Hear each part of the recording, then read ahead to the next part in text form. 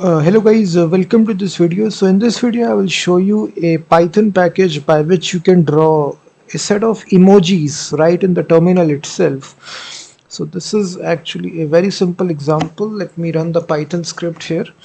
You will see, first of all, you need to install this third-party module here, which is pip install emoji, which is a third-party module for rendering the emojis right in the terminal itself.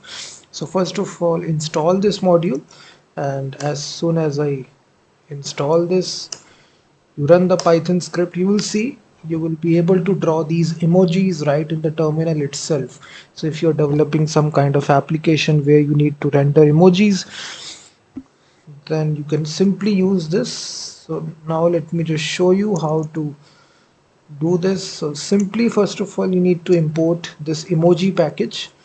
After that, you can set or render out, print out the emojis right here. So simply use this module emoji. It contains this function which is emojify, and right here you will mention what sort of emoji in double quotes you want to say. So I will say that I want to grinning face with big big big eyes.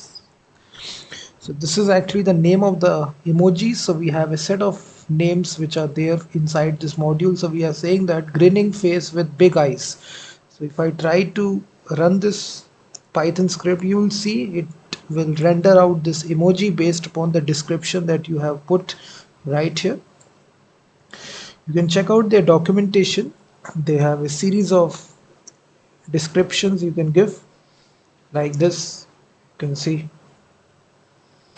the home page of this. If you simply go to this pypy.org website, just search for this module which is emoji. So this is actually the basic. It also contains different languages as well.